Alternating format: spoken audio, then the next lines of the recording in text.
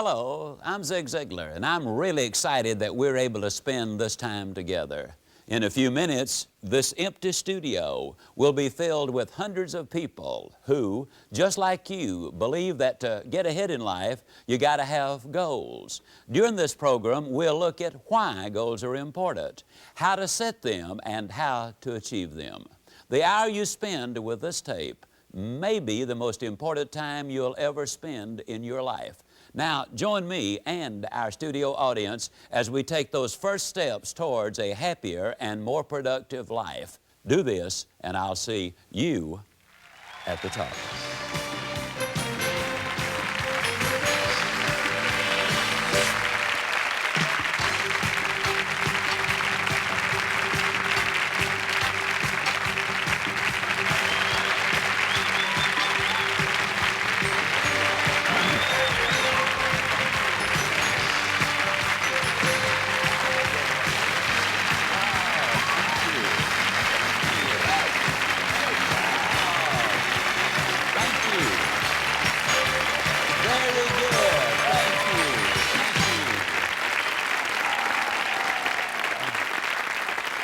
Wow, what enthusiasm. My goodness alive. Read something the other day you're going to be enormously intrigued with.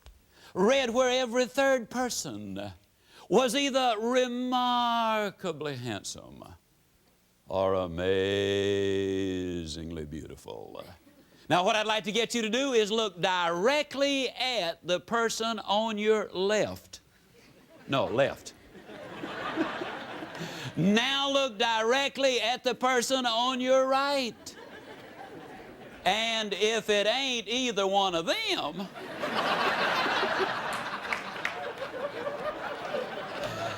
well, that ought to get us off to a good start here. Just as a matter of curiosity, how many of you have ever either heard me speak before or else this is your first time? Can I see your hands? Okay.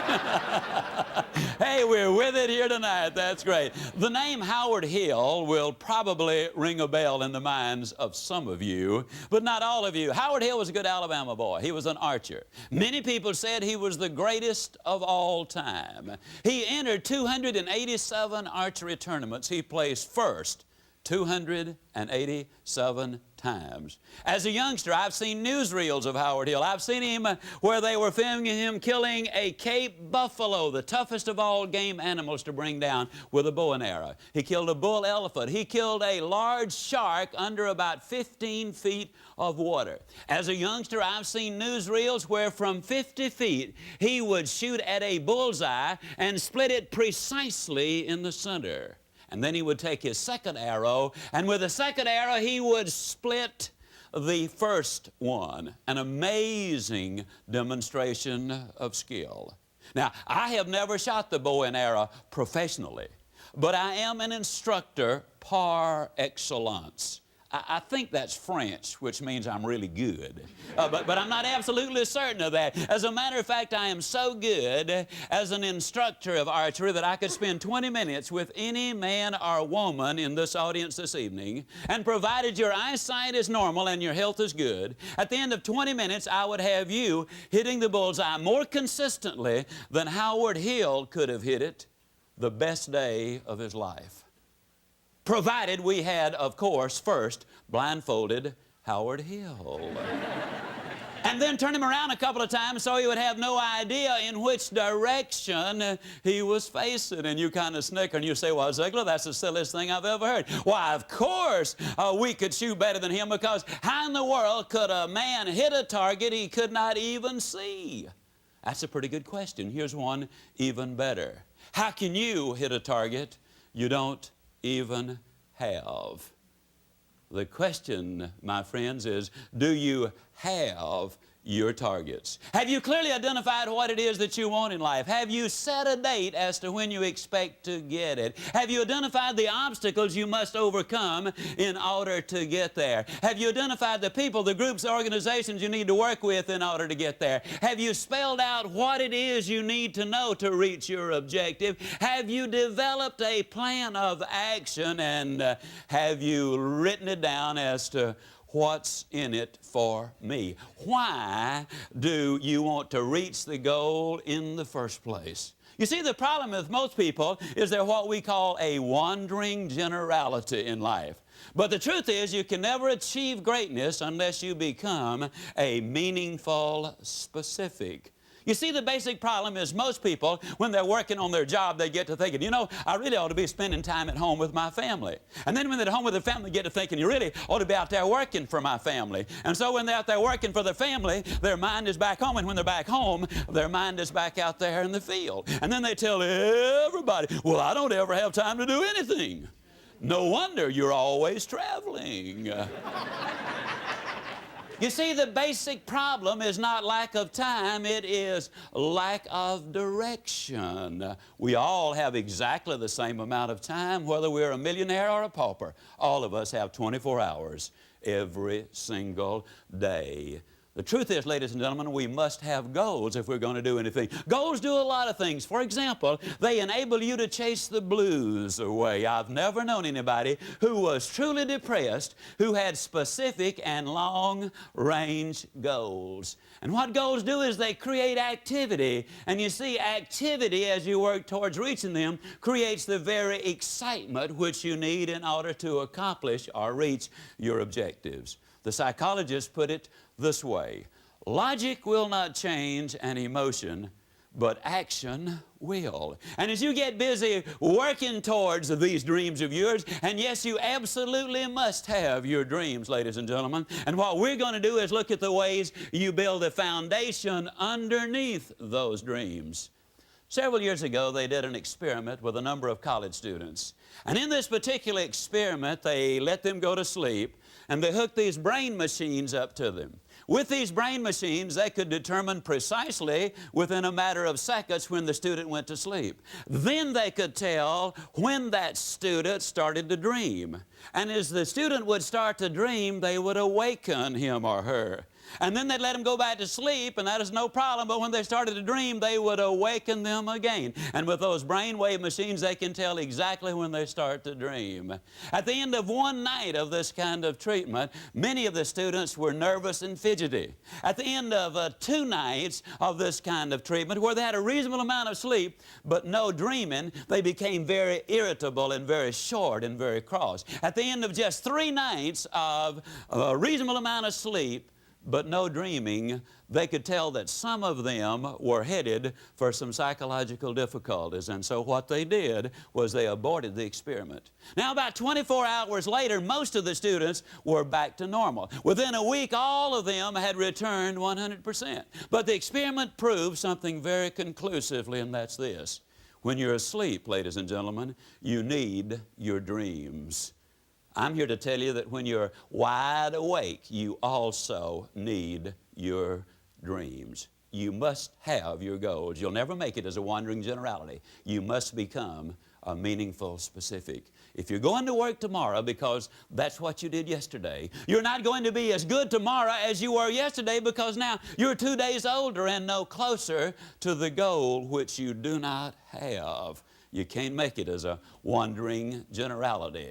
Most people understand you got to become a meaningful specific. It reminds me of an experiment done some little while ago by Jean-Henri Fabre, the great French naturalist. He took a number of processionary caterpillars, so named because they follow each other in a procession. And he lined them around a flower pot until they formed a never-ending circle. And they started going round and round 24 hours that first day. And then they went the next day and the next. And by about the third or the fourth day, he put some pine needles into the center of that flower pot. That's the food of the processionary caterpillar. They kept going round and round, 7 full days and 7 full nights. They went round and round until they literally dropped dead from starvation and exhaustion. With an abundance of food less than 6 inches away, they had starved to death because they confused activity with accomplishment.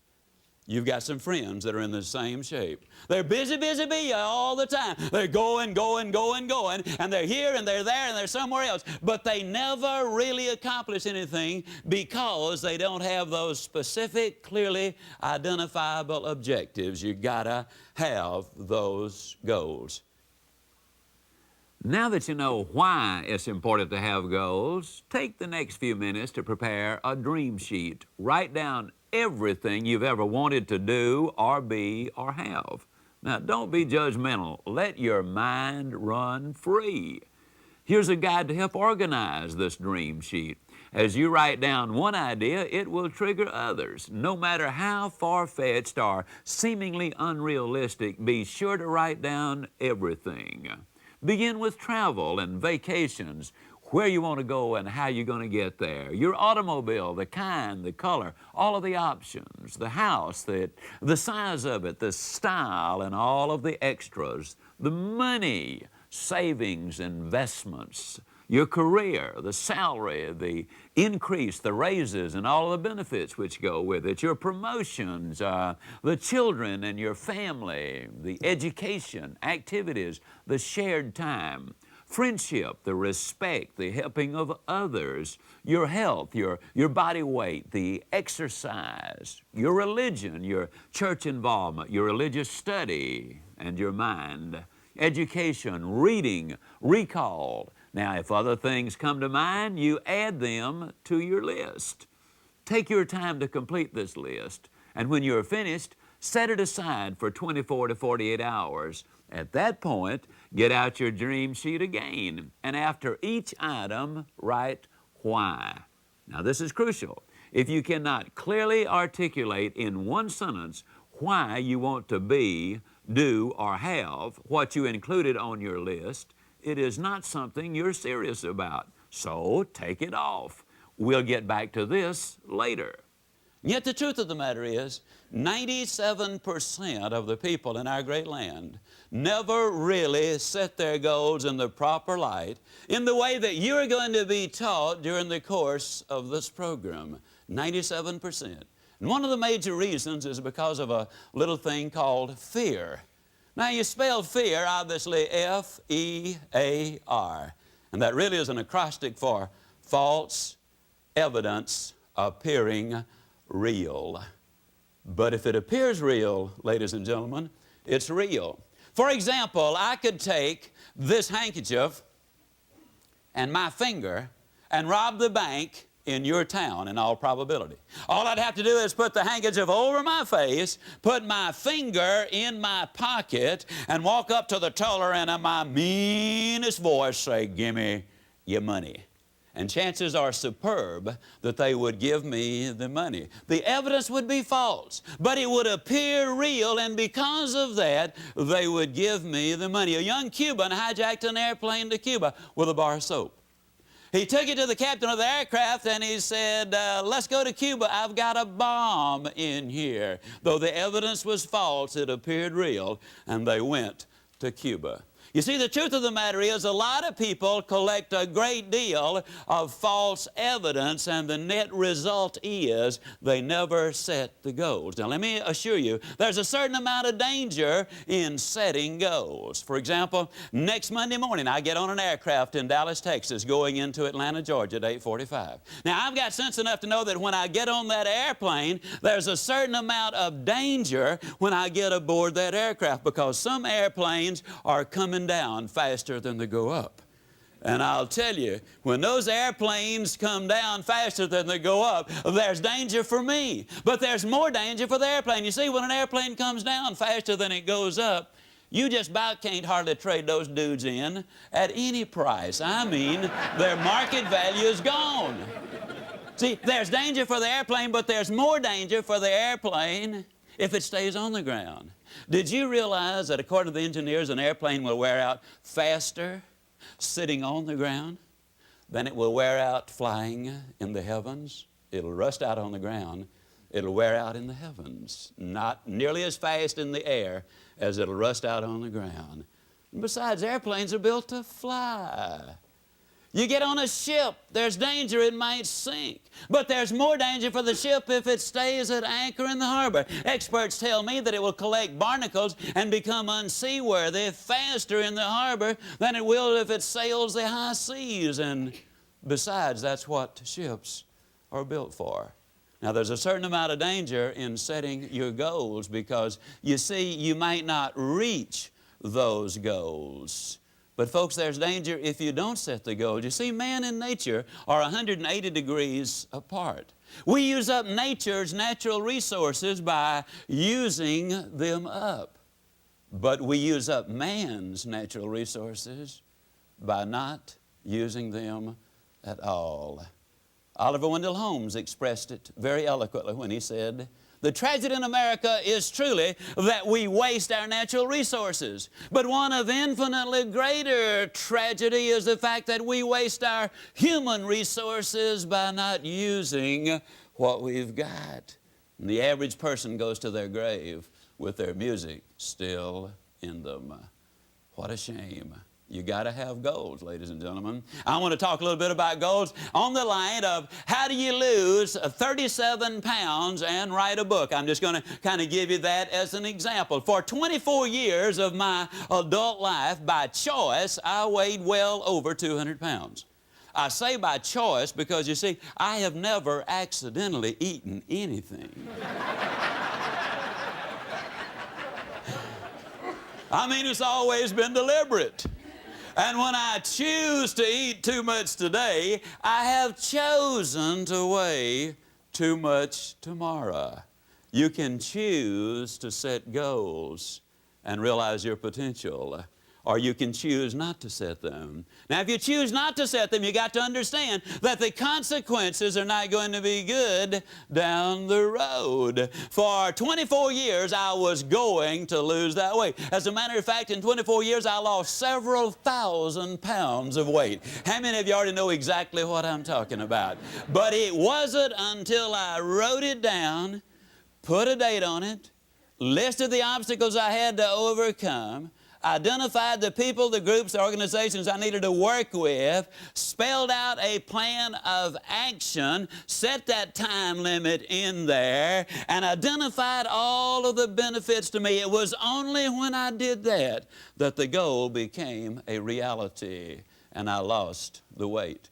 For 10 or 15 years, I was going to write a book. You know anybody who's going to do just a whole lot of things, folks? I was going to write a book. But it wasn't until I got busy writing the book and writing the plans first before the book ever materialized. Yale University in 1953 did a study of their graduating seniors. They discovered that only 3% of them had taken all 7 of the steps you need to take in setting your goals. Another 10% had taken part of the steps, but the majority, 87%, beyond graduating from college and becoming a professor or a preacher or a doctor or whatever, very few of the other 87% had taken any of the steps in setting those goals. Now, in 1973, 20 years later, they did another study of these graduating seniors. And in the area which you can measure, which is in your career and in your finances, the 3% who had taken all 7 steps, that is, they had written down, clearly identified exactly what they wanted, they had put the date on when they expected to get there, they had identified the obstacles they had to overcome, they had spelled out the people, the groups, the organizations they had to work with, they had identified what they needed to know, they had developed a plan of action and they had written it down. Why do I want to get there? These 3% had accomplished more than the 97% combined who had not set those goals.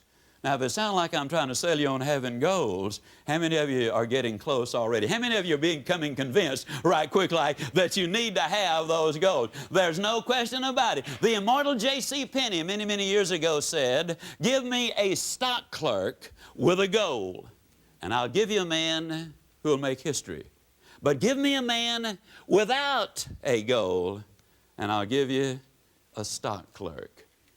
Now, the interesting thing is goals do not care who has them. Let me give you a classic example of the way they work. In 1950, a war-torn, devastated Japan, a nation which had lost an incredibly high percentage of its young men. Their cities were in ruins. They had been bombed out. But in 1950, they got together. They, meaning industry and government, got together and set a goal. The goal was we're going to be the #1 nation in the world during the 1950s in the production of textiles. In 1959, ladies and gentlemen, they accomplished that objective. In 1960, they set another goal. We're going to be the #1 nation in the world in the production of steel. Now, when you understand there's no iron ore in Japan of any significance, there's no coal of any significance there, we're going to be the #1 nation in the world in the production of steel, it seemed like an absurd goal, and yet they reached their objectives. They had taken all of the steps. In 1970, the Japanese set another goal. They said during the 70s, we'll be the #1 nation in the world in the production of automobiles. They missed it, folks. 1 year. It took them until 1980. In 1980, they set another goal. And this time their goal was, we're going to be the #1 nation in the world in the production of computers and electronics. And they're working very, very hard to reach their goals. Yes, indeed, ladies and gentlemen, you absolutely must have those goals. You got to write them down. You got to put a date on it. You got to identify those obstacles. You've got to identify the people, the groups you need to work with. You got to find out what it is you need to know. You got to develop a plan of action, and you got to write it down. What's in it for me? Now, that's a formula that I have just given you, pure and simple. Now, if I were to ask you what 3 times 3 was, there isn't a person here who could not instantly answer it. But if I were to ask you what is 5,128 times 2,165, odds are enormous that very few of you could pop out the answer that quickly. But if I were to say to you, get your pencil and paper out, figure it out, then all of you could figure it out. Why? You know the formula.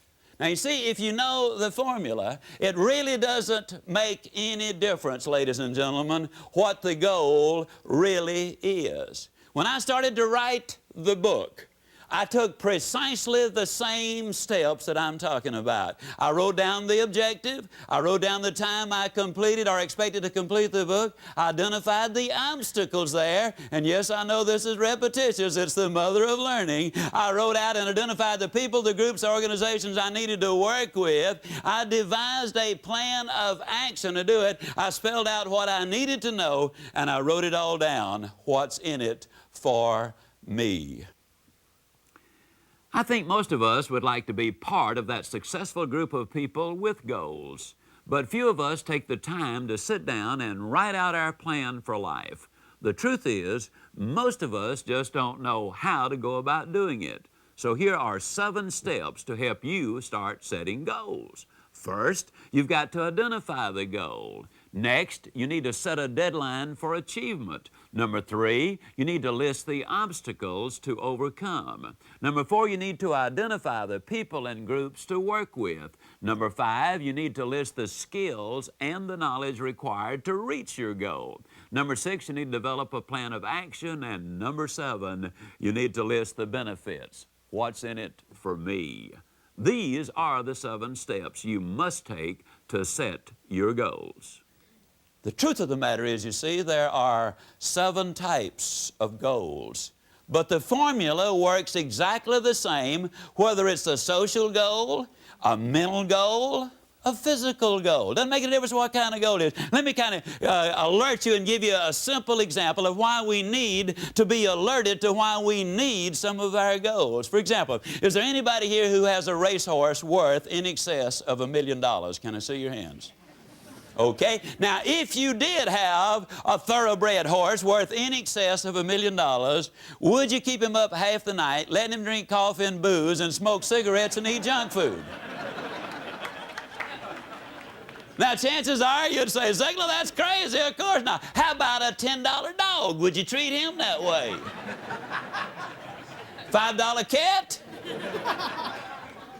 What about a $1 billion body? See, we need goals identified to take care of our physical body. We need family goals. We need career goals. We need spiritual goals. And yes, we also, ladies and gentlemen, need financial goals. Before going any further, it's time to take a personal inventory, kind of a checkup from the neck up to see how you're performing in various areas of your life. As each area appears on the screen, evaluate yourself on a scale of 1 to 5, 5 being excellent. Begin with the physical area of your life. Rate yourself on appearance, medical checkups, exercise programs, weight control, and nutrition.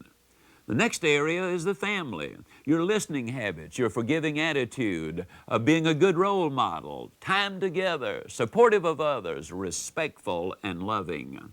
Financial, earnings, your savings and investments. Budget, adequate insurance, charge accounts. Social, your sense of humor, your listening habits, your self-confidence, your manners, and caring. The spiritual, the inner peace, the sense of purpose, prayer, religious study, belief in God. Mental, imagination, attitude, continuing education, reading, and curiosity. Career, job satisfaction, effectiveness, job training, understanding the job, the purpose, and your competence.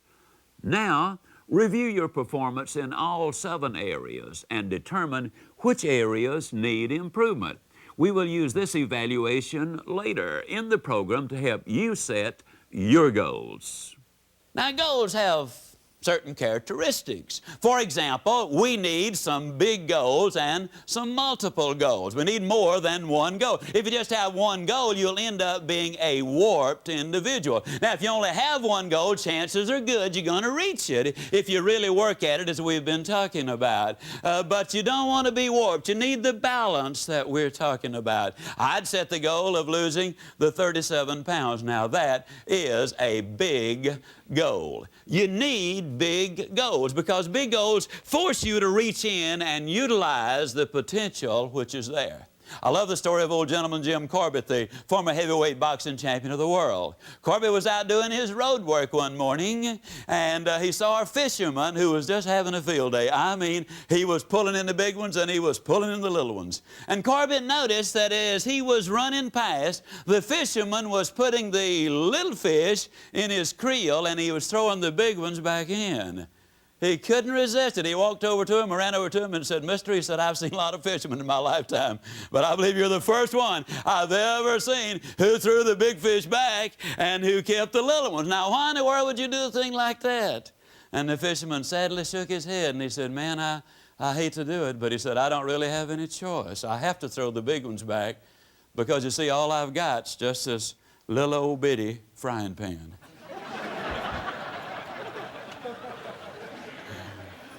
Now, before you laugh too broadly, let me point out he's talking to you and about you. And he's talking about me. So many times we get the big goal, the big idea, the big dream, something that would make a big difference not only in our lives but other lives. And no sooner do we get this big goal and we say, "Oh, no, Lord, don't give me such a big one. All I got's just this little old bitty frying pan. Give me a little one, just a little one. Don't make me stretch." Besides, you know, if the goal was any good, if the idea was any good, somebody else would already have thought about it. Just give me a little one. Folks, you got to have some big goals in life because it's the big goals which really make you reach in and use the resources which are at your disposal. And the resources you have are awesome. Emerson was absolutely right when he said what lies behind us and what lies in front of us pales in significance when compared to what lies within us.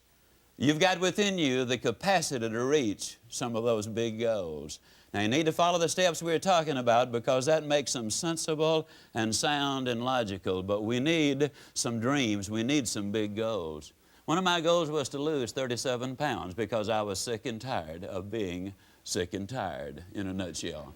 Now, one of the toughest things I've ever done in my life was to discipline myself to get on that exercise program, requiring the jogging and requiring the dieting. Up until then, you see, my idea of exercise had been simply to fill the tub, take a bath, pull the plug, and fight the current. I mean, you know, that was it. And any way you cut it, folks, that really is not much of an exercise program. And I finally got on it, and I went to work to lose that weight. Now, it took 10 months. That was a big goal. It was a goal which made a definite difference in my life. Writing the book was a big goal. It made a definite difference in my life. Now, you got to have some long-range goals as well, ladies and gentlemen. Now, I don't want to be negative. Matter of fact, I'd be like the little boy who came home from school one day and said, "Dad, I'm afraid I flunked the arithmetic test." His dad said, "Son, that's negative. Be positive." He said, "Dad, I'm positive I flunked that arithmetic test."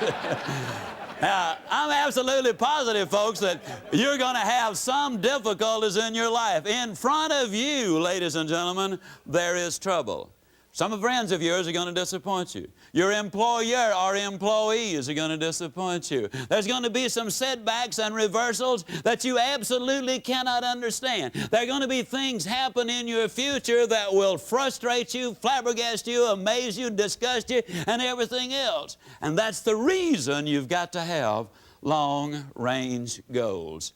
You see, if you've got those specific long-range goals, ladies and gentlemen, and then when things don't go exactly your way, you will treat the setbacks as a pebble on the beach. If you don't have those goals, you'll treat it as if it were the whole ocean front. You got to have long-range goals. And the reason you need long-range goals is because the long-range goals help you to deal with and overcome those short-range failures. The rule is very simple. You go as far as you can see, and then when you get there, you'll always be able to see further. I set my goal to lose 37 pounds in 10 months. That was my objective. And as I looked at it, 37 pounds in 10 months, I knew in my own mind that I could reach that goal of losing 37 pounds in the 10 months. But we got to break things down. Like when I get aboard that aircraft in Dallas going to Atlanta, you see, for the first 20 minutes, we'll be headed straight towards Atlanta. But after 20 minutes, we'll no longer be going to Atlanta. Don't know where we'll be going, but it won't be Atlanta, Georgia. Because the direction of the wind will change. The velocity will change. The gravitational pull of the earth, the sun, the moon, and the stars will all blow that airplane off the course. And so the captain of the aircraft will turn the aircraft around, fly back to Dallas, land, and start over. Just seeing if you're paying attention. How many of you know perfectly good and well he's not going to do that? He's going to make a different heading, is he not? He's going to change the course. You see, when you have those long-range goals, a lot of times things happen to you. Well, you don't abandon the goal. As my younger brother, Zig Ziglar, says, you don't change your decision to go. You simply change your direction in order to get there. See, we can't always predict what's going to be out there. When I set the goal of losing the 37 pounds in 10 months, I broke it into 10 parts. 10 months I was going to do it. That's 3 7/10 pounds per month. Now, folks, I knew I could lose 3 7/10 pounds a month. You see, that's less than a pound a week. I knew that I could lose 3 7/10 pounds a month. As a matter of fact, I was so certain that I could that I didn't even bother to get started the first 28 days.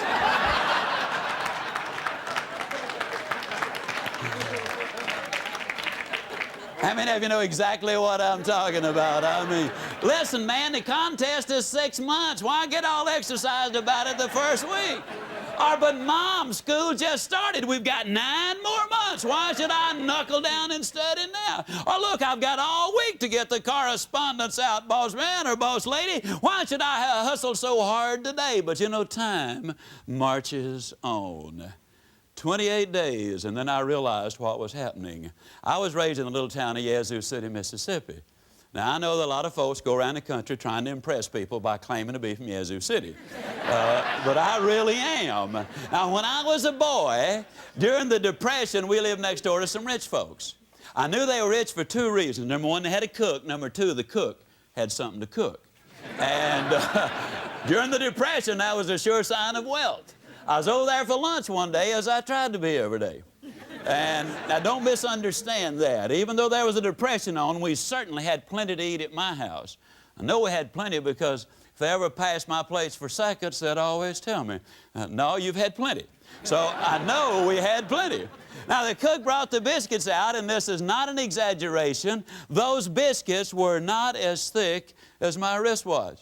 And I looked at her for a moment. I said, Maud, what in the world happened to your biscuits? She reared back, gave a big old tummy laugh, and said, well, I'll tell you about those biscuits. She said they squatted to rise.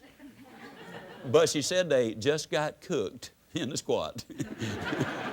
You know anybody that's getting cooked in the squat?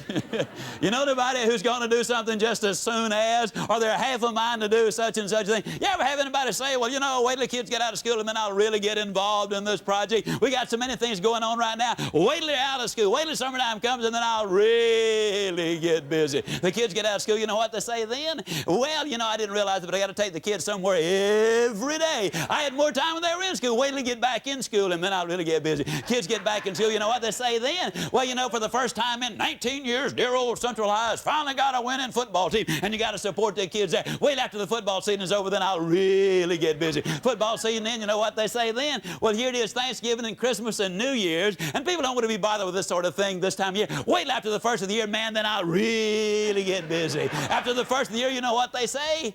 Well, it's the weather. Did you ever see weather like this in Chicago or San Francisco or Dallas or wherever? Wait till the weather settles down and then I'll really get busy. Oh, I know what you're thinking. You're thinking I've lost interest in it, but that's not the way I do things. Just let me tell you the way I do things now. Here's the way I am. See, this is just the way I do it.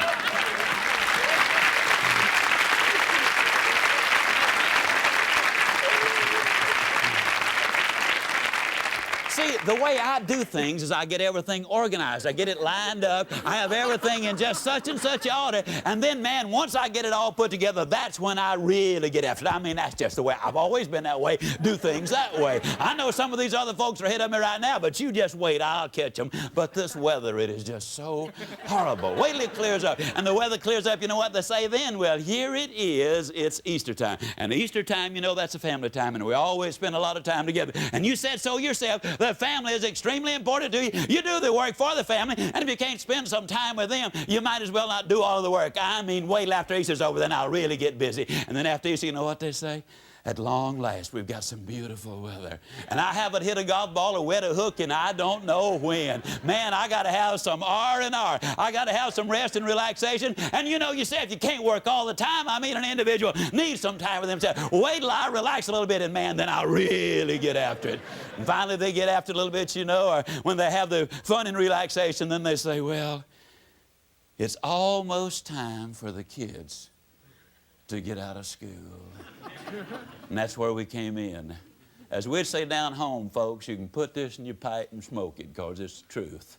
The people who wait for Aunt Matilda to move out, or John to get on the day shift, or the new models to come out, or the new mayor to come in, or for the new advertising campaign to get started. The people who wait on the new senator in Washington, or until inflation slows or the rate of interest come down. The people who wait for changes to take place out there before they do the changing in here are flat going to end up getting cooked in the squat. The rule is simple. You do it now. You do it now. When I analyzed what I had to do, when I wrote it down and understood my objective, that all I had to do was lose 1 29 hundredths ounces per day. Then 10 months later, to the inch, to the ounce, and to the day, I had lost the weight. The truth of the matter is, in writing the book, it's a 384-page book. It's entitled See You at the Top. We've sold in excess of 1,500,000 copies. I wrote 1.26 pages a day for 10 months. You see, to reach your goals, ladies and gentlemen, it does not involve monumental undertakings every day of your life. But what it does involve is a lot of commitment, a lot of decision, and working on it in a relentless, steady, committed basis.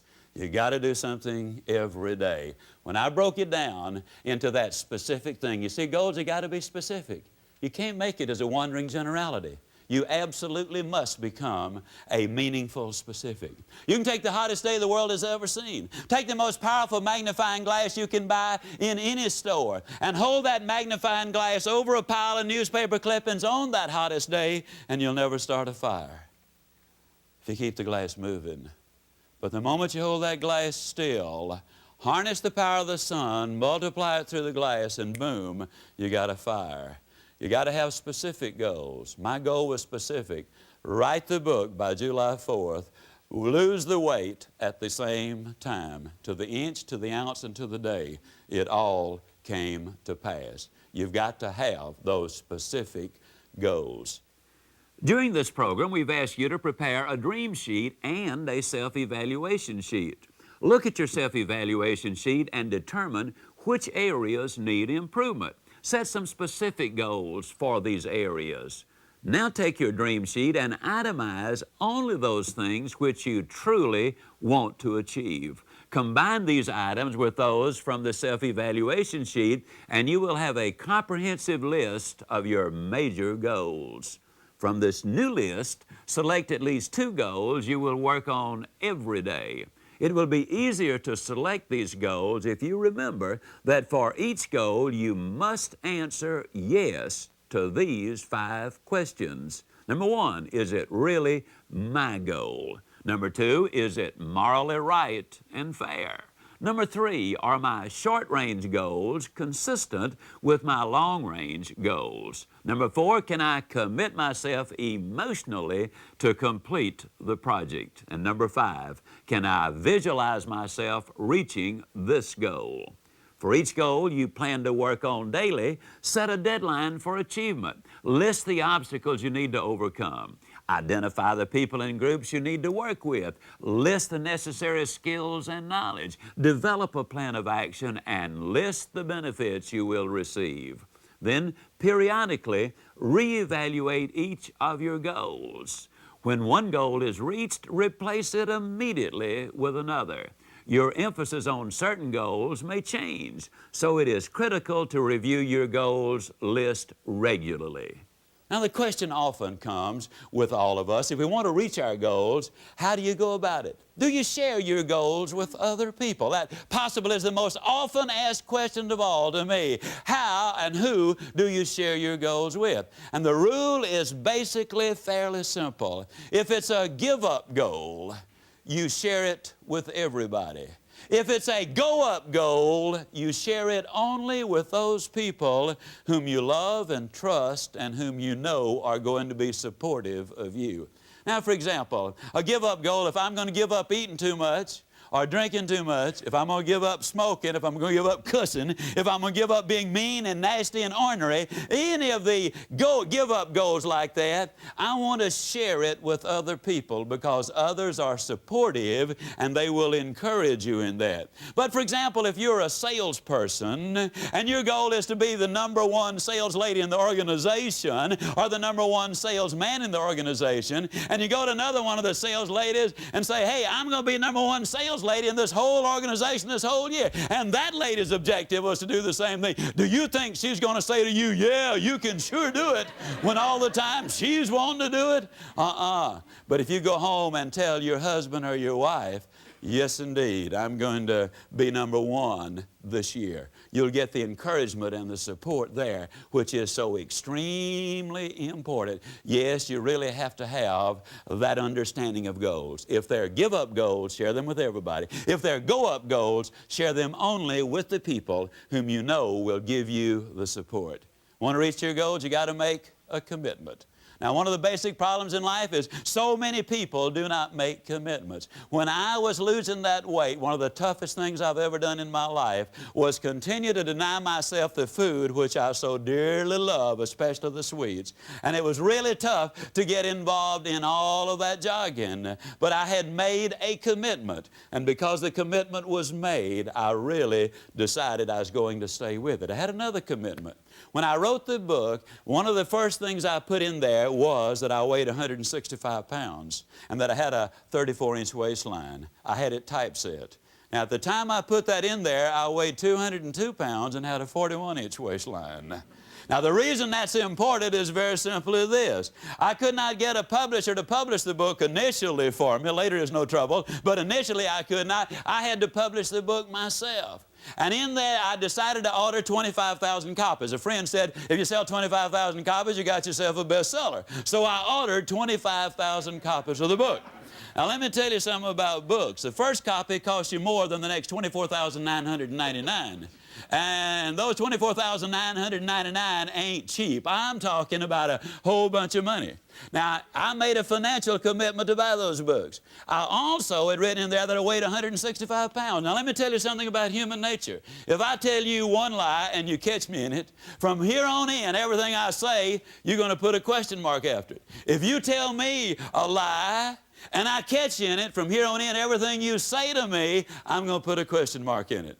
In my book, I wrote I weighed 165 pounds. I had 25,000 copies of the book. Now, you can imagine what would happen if I had not lost the weight. Now, I got a warehouse full of books, and I weigh 165, and I come waddling out at 202. And your next question would be, I wonder what else he lied to me about. Friends, I made a commitment. There is no question about it. You got to make a commitment. And you got to understand something which is extremely important, and that is that your vocabulary makes a great deal of difference in your success in life. I got to apologize for those people who've heard me do this. But for years, I went around the country, and with a strained expression on my face and pain in my voice, I'd say, you got to pay the price. Sound like a dying calf in a snowstorm. And what a bunch of baloney that was. I'll never forget 9 months of hating jogging and hating joggers. How many of you hate joggers? Can I see your hand, okay? For 9 months, I really hated those joggers. You know, every time I saw one, he was jumping up and down and saying, man, it makes you feel so good. It gives you so much energy. And there I was, hating and hurting every step I was taking and fussing about it, too. And then that day in Portland, Oregon, never forget it, if I live to be 150, beautiful spring day, temperature about 78 degrees, it was high noon. I was running on Portland State University campus, had a seminar at 4 o'clock, this was high noon. And as I was running out there that day, I noticed a lot of the students were laying on blankets. Some were reading, some were studying, some were courting, some were snoozing, and here comes old Ziglar running by. Sweat running down my back, sweat running down my legs, and all of a sudden it hit me that for the first time I was really enjoying running. I was having a ball. And that day I changed my vocabulary. The truth is, folks, you don't pay the price for good health. You enjoy the benefits of good health. You don't pay the price for setting goals. You pay the price for not setting those goals. You enjoy the benefits of reaching those goals. You don't pay the price for a good marriage. You pay the price for a poor one. You enjoy the benefits of the good one. You don't pay the price for good health. You pay the price for poor health. You enjoy the benefits of good health. Yes, your vocabulary really does make a great deal of difference as to whether or not you reach your goals or not. We definitely need to keep it positive, because you see, the mind takes whatever picture you paint in it and goes to work to complete that picture. I want to emphasize that what you get by reaching your goals is not nearly as important as what you become by reaching them. The attitudes, knowledge, and skills and habits developed by people with goals are of infinite value in the tomorrows of their lives. With goals, you can more fully realize your maximum potential, because goals enable you to know, be, do, and have more. Use your mind and talents fully. Have more purpose and direction in life. Make better decisions. Be more organized and effective. Do more for yourself and others. Have greater confidence and self-worth. Feel more fulfilled. Be more enthusiastic and motivated. And yes, accomplish some uncommon projects. Want to reach your goals? You got to know how to train fleas. Now, just as a matter of curiosity, how many of you in this audience do not know how to train fleas? Can I see your hands, please? Boy, it looks like I got to you just in time. And I know you heard the one about the two fleas at the bottom of the hill, and one of them says, well, do we walk or take a dog? Well, anyhow. You train fleas by putting them in a jar, and you put the top on the jar, and those fleas will jump up and they'll hit that top over and over and over and over and over and over and over and over and over. And you watch them jump for a long period of time, and they'll keep on jumping and hitting and jumping and hitting. And you watch them, and then all of a sudden you'll notice that even though they continue to jump, they will no longer be hitting the top. Literal truth. Then you can take the top off, and they'll jump and jump and jump and jump and jump and jump, but they cannot, I repeat, they cannot jump out. And the reason they cannot jump out is because they've been conditioned to jump just so high. And once they've conditioned themselves to jump just so high, that's all there is. There ain't no more. Man is precisely the same way. He starts out in life to climb the mountain, to write the book, to break the record, to do something with his life. And along the way, he bumps his head, he stubs his toe, and he becomes what I call a sniop. Now, a sniop, and that is spelled S-N-I-O-P, is a person who is susceptible to the negative influence of other people. Classic example that everybody will instantly recognize is the 4-minute mile. For years and years and years, athletes the world over had tried to run a mile in 4 minutes. But because they were sniops, they could not do it. The coach had taken his watch out and said, man, there ain't no way you can do it in 4 minutes. Maybe 4:02, maybe 4:05, but not 4 minutes. The doctors had put the stethoscope on the athlete's heart and said, a 4-minute mile? You got to be kidding, man. Nobody will ever do that. Your heart will come right out of the body. It is impossible. And nobody could run a 4-minute mile until a flea trainer named Roger Bannister came along and ran a mile in less than 4 minutes. When Bannister ran the mile in less than 4 minutes, athletes the world over started running miles in less than 4 minutes. Landy of Australia did it less than 6 weeks later. I was in New Zealand last year, and the man over there, Thompson I believe is his name, though please don't hold me to that, had just run his 100th 4-minute or sub-4-minute mile. A 37-year-old man ran a mile in less than 4 minutes. There have been 4 or 5 races where 8 young men all broke the 4-minute barrier in the same race. Now, what am I saying with all this? I'm saying that Roger Bannister got something started. And I'm also going to tell you that Roger Bannister understood more about goal setting than just about anybody you will ever know. He didn't just train superbly and go run a sub-4-minute mile. Yes, he trained extraordinarily hard, but he measured his stride. He timed himself for the 100, the 220, the 440. He had pacers who paced him for the first quarter, the second quarter, the third quarter, and the fourth quarter. He did it as scientifically and as carefully as any goal setter I've ever seen in my life. Yes, Roger Bannister is a flea trainer. What's a flea trainer? A flea trainer is a person who's driven from within. They're not influenced by the sniops and the negative people in life. A flea trainer is an individual who jumps out of the jar. A flea trainer understands that you can get everything in life you want if you'll just help enough other people get what they want. Flea trainers don't tell others where to get off. Flea trainers show them how to get on. Flea trainers don't try to see through other people. Flea trainers see other people through. Want to reach your goals, ladies and gentlemen? You absolutely must become a flea trainer. And you've got to build a winning attitude. We could talk 3 days, 3 weeks, 3 months about building winning attitudes. Harvard University did an exhaustive study on it. Discovered that 85% of the reason that people get jobs and get ahead in those jobs is because they have the right mental attitude. The Cox Report, involving well over 1,000 corporate executives. These men and women were asked the question, how important do you think your attitude is in accomplishing your objectives of becoming corporate executives? 49% of these men and women said that their attitudes were extremely significant. 46.5% said they were significant. In other words, 95.5% of these more than 1,000 executives said their attitudes were significant or extremely significant. To reach your goals, yes indeed, you absolutely must have the right mental attitude. And ladies and gentlemen, let me say, without any hesitation at all, if you're going to reach your goals, you got to get other people involved. You simply cannot reach major objectives entirely on your own. You got to understand that the influence other people have and the help they can give you will play a major role in what you do.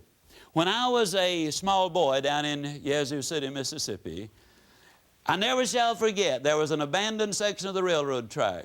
And as boys will do, we often went down there, and one of our little games was to see how far we could walk on that railroad track without falling off. And we'd take a few steps and we'd fall, and we'd take a few steps and we would fall. Had we only understood that two of us could simply have gotten parallel with each other, reached across the rails and held hands, that we could have literally gone indefinitely without falling off. When business, when management and labor understand that they're on the same side, when husbands and wives and children understand that they're on the same side, when employer and employee understand that they both have the same objectives, when they begin to work together, that's when everybody really benefits the most. You look at the Super Bowl teams every year, and by and large you're going to have the Super Bowl team that number one had major objectives, that was it. And incidentally, did you realize that they spend over 3,000 hours each team preparing for that specific event? Did you realize that the average American spends infinitely more time planning a vacation than they do planning their lives? Did you realize that more people spend more time planning the wedding than they do the marriage? You see, we need, ladies and gentlemen, we need those specific objectives, and we need to work together on these things if we really are going to work at our maximum and the most people benefit the most. You need to work together. As a matter of curiosity, how many of you have ever seen a flock of Canadian geese flying overhead? Can I see your hands? Okay. If you have, you will notice three things about those Canadian geese. Number one, they always fly in a V formation. Number two, if you will notice them, one leg of the V is always longer than the other leg of the V. And number three, if you follow them carefully enough and long enough, you'll notice there's a considerable amount of confusion in the flock. Now, just as a matter of curiosity, how many of you have ever wondered why one leg of the V is always longer than the other one? Can I see your hands, please? Well, let me explain that the longer leg is longer because it has more geese in it.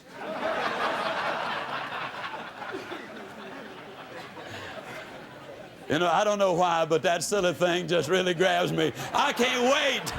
I can't wait to get to that particular one, okay? Now, the reason there's confusion in the flock is that periodically they change the leadership of the flock of geese. Now, the reason they fly in a V formation is because in wind tunnel tests, they've discovered that the flock of geese can fly 63% further than the individual goose could fly.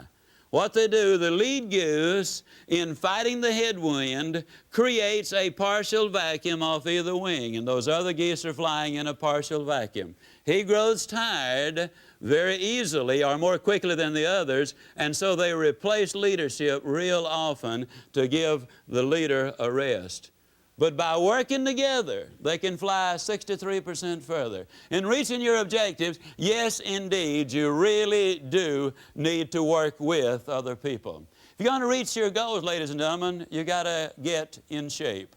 Now, I want to emphasize something here which I believe is enormously important. In order to reach all of our goals, we need to get in shape spiritually, because that is a very definite factor in our life. We have spiritual goals, but we need spiritual help a lot of times to reach all of the other goals. It requires study. It requires prayer. It requires involvement there. We need to get in shape physically, ladies and gentlemen, because I don't care what your objective is. I can share this with you without any reservation. When I got in shape physically, I was able to do a lot more things with my career because the energy level increased rather dramatically. I have far more energy now than I had when I was 25 years old. They tell me, the psychologists do, for example, that when I make a 1-hour presentation, that I burn more raw energy than a laboring man does in a 10-hour day. So when I do 6 and 8 hours a day, or even 3 or 4 hours in a day, or even 1 hour in a day, I have burned some energy. As you can tell, I speak at about 280 words a minute with gust up to about 550. I mean, I burn some energy. I move it on out. Now, you also need to understand that if you're going to reach your goals, you've got to become attentive to the details in your life. There are a lot of little things that many people overlook, and you need to become aware on a daily basis of what you're doing towards those goals. Now, I'm not trying to get you to be as detail-oriented as the executive vice president of our company. I mean, he proofreads the Xerox copies. I don't think, that's what we're talking about. But it is the little things that make the big difference. You call a girl a kitten, for example, and she'll love you. Call her a cat. You see, you got a problem there. You can say she's a vision, you score all kind of points. Call her a saint, you're in bad trouble. It's one thing to tell a young lady that she looks like the first day of spring. It's another thing to tell her she looks like the last day of a long, hard winter. I mean, there is a difference. It's the little things. Fellas, if you look at your wife and say, honey, when I look into your eyes, the wheels of time just stand still. That's beautiful, that's poetry, that's motivating, that's exciting. But can you imagine what would happen if you were to look at her and say, honey, you got a face that'd stop a clock. It's the little things. If this watch of mine were 4 hours wrong, I wouldn't have any trouble with it. I can tell you instantly if my watch is 4 hours wrong. But if it's 4 minutes wrong, I'm in trouble. For example, tomorrow morning I catch a flight at 8:20. Now, if my watch is 4 minutes wrong and I get there at 8:24, see what the problem is? I made a deal with the airlines that, if I was not there when they got ready to go, that they were just to go ahead without me. And I found out last year that they live up to their end of the agreement. I found out also it's easier to catch those dudes before they leave the ground. All of that to say it's the little things that make a big difference. If you want to reach your goals, ladies and gentlemen, not only must you be detail-oriented, looking after the little things, but you also must literally be able to see the reaching. When I had my physical examination at the Cooper Clinic, preparatory to losing the weight and getting on the exercise program, one of the things I did over there, and this is kind of ugly, but I had not read Ann Landers at the time, and I'll use it as my excuse, although I really knew better. Ann says you're not supposed to steal pages out of other folks' magazines. Now, there was a magazine at Dr. Cooper's office. It was an old magazine now. And there was a picture in it advertising jockey shorts. Now, I don't know if you folks read the jockey short ads or not. But if you don't read the jockey short ads, the next time you see one, you ought at least look at a picture. You'll find out in a hurry. They don't put jockey shorts on fat boys. I mean, they just don't. At least they don't have a good year. Now, I took that picture of that fella in those jockey shorts and I hung it up in my bathroom and I said, now there's my hero. That's the way I'm going to be. That's the way I am going to look. Well, the next morning at 5:30, the opportunity clock sounded off. Negative people call them alarm clocks. The opportunity, if you can hear it, that gives you an opportunity to get up and go. You know what I mean? The opportunity clock sounded off. I rolled out of bed, put on my fancy running outfit I just got, and hit the front door and ran a block, literally. Did better the next day, I ran a block and a mailbox. Did better than that the next day, I ran a block and 2 mailboxes. I'll never forget what happened. Then finally one day I ran a half a mile, then 2 miles, then 3, then 4, then 5. But every time I went in the bathroom, ladies and gentlemen, I saw the picture of that guy in the jockey shorts. That became my goal right there. I visualized myself as looking just like that guy right there. I'm going to look like this man in the jockey shorts. The truth of the matter is we really do need to have a clearly defined target. We need to be able to literally see ourselves as reaching that objective. For many, many years before I ever succeeded, quote, on the platform as a speaker, it was my dream to do exactly that. I cannot begin to tell you the tens of thousands of speeches I made in my mind in order to reach that particular goal. I visualized every speech imaginable. And the beautiful thing about imagination, you see, is you can visualize any kind of speech and any kind of response you want. In these speeches which I made in my mind, and boy, do I ever wish we could have recorded just one of them. You talking about speeches. You've heard about speakers having folks rolling in the aisles. I had them rolling up and down the steps. You heard, about standing ovation. My average standing ovation was 11 minutes in my dreams. I mean, listen, I never made a mistake in the speech I had in my mind. The audience sat there with incredible rapture and attention. I mean, as if they could not believe that a mere mortal could utter such incredible words of wisdom. I mean, the beautiful thing about the imagination is, you see, you can make it absolutely just right. You gotta have your dreams. But let me tell you something, folks. Be careful about your dreams. Be very careful. Because you see, when you dream those dreams, when you write them down, when you put a date on it, when you list the obstacles which you have to overcome in order to get there, when you identify the people, the groups, and the organizations you need to work with in order to get there, when you spell out what you've got to know in order to reach your objectives, when you devise that plan of action, that game plan to get there, and when you write it down, what's in it for me, when you do all of those things, ladies and gentlemen, and follow some of these other steps that we're talking about and are still talking about, you're going to be reaching some of those objectives. I can honestly look you in the eye and say that virtually every major objective I've ever set in my life has been reached. And I honestly believe that the rest of them will be reached. When you follow the steps with firm conviction, when you've made your commitment, when you do all the things we're talking about, things are going to happen in your life. Now, if you'll notice, I've not even hinted throughout this entire presentation that it is easy, because it is not. As a matter of fact, I'm absolutely convinced that life is tough. But the point is, you got to be tough on yourself. And when you're tough on yourself, then life is going to be infinitely easier on you. I can tell you it's fun. I can tell you it's exciting. I can tell you it's rewarding. And I can tell you that when you follow all of the steps we're talking about, that all the goals we've been talking about, the physical, the mental, the spiritual, the social, the career goals, the financial goals, they all come to pass. You see, the interesting thing is, as we look at our goals, there's no such thing as an individual goal.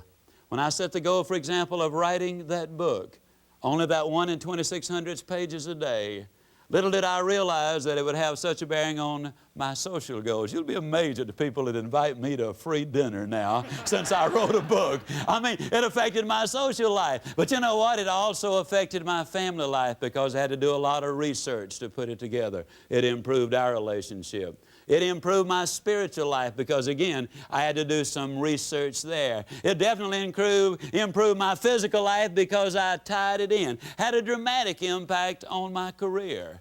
Had an impact in every phase of my life. Your goals are going to do the same thing. There's no such thing as an isolated goal. They're all tied in to so many of your other goals. In order to reach your goals, we need to be able to visualize all of them. Many years ago, in the days of the sailing ship, there was a young sailor who was out at sea for the first time. And he was ordered aloft to trim the sails because a squall was coming up. And as he started to climb up, he made the mistake of looking down. And the roll of the ship and the turbulence of the sea combined to cause him to become nauseated, and he started to lose his balance and fall. An older sailor underneath shouted up at the young man, "Look up, son, look up!" And the young sailor looked up and immediately regained his balance. You see, the message is very clear. When the outlook isn't good, try the uplook. It's always good. And when things don't look good, look to make absolutely certain that you're not facing in the wrong direction. As Helen Keller so eloquently put it, when you're looking at the sun, you won't see the shadows. And when you're looking towards your objectives, which you've set, you won't be seeing so many of the obstacles as you reach towards those goals. Many years ago, as some of you know, the great Houdini was in his heyday. Some people said that Houdini was the greatest magician who ever lived. He was also the master locksmith. He made the boast that he could get out of any jail cell in the world. If you'd let him walk in that jail cell with his street clothes on, he would be out in less than an hour.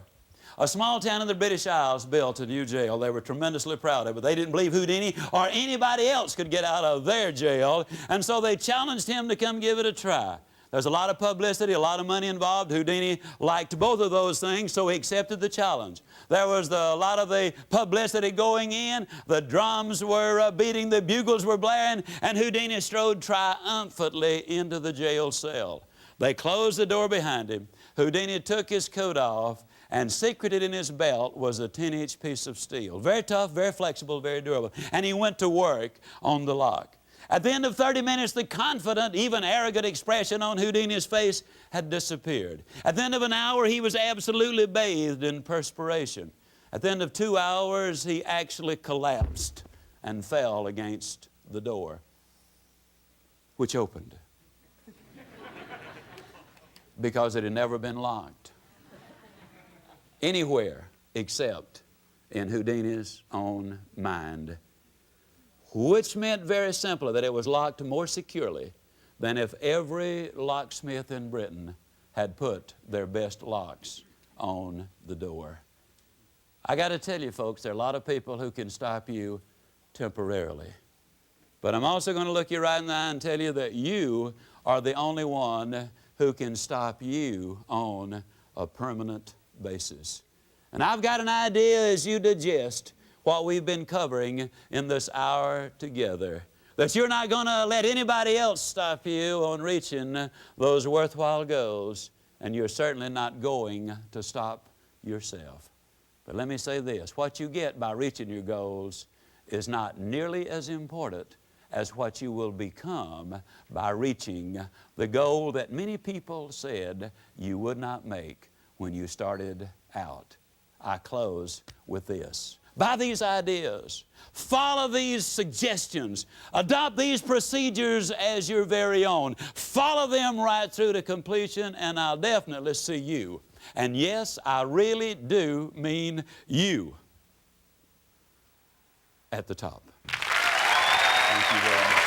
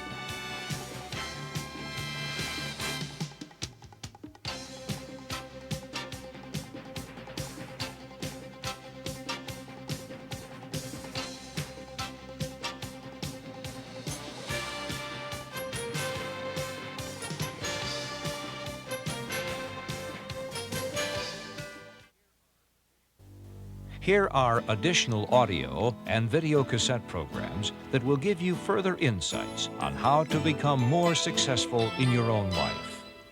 To complement this video program by Zig Ziglar, here is a 6-cassette audio package, See You at the Top. Zig is at the top himself, and he shares with you his message, Don't give in to life, dig in. Zig speaks to you as if you were a guest in his living room and shares the secrets of getting everything you want in life. Zig Ziglar, See You at the Top, a must for your audio cassette library.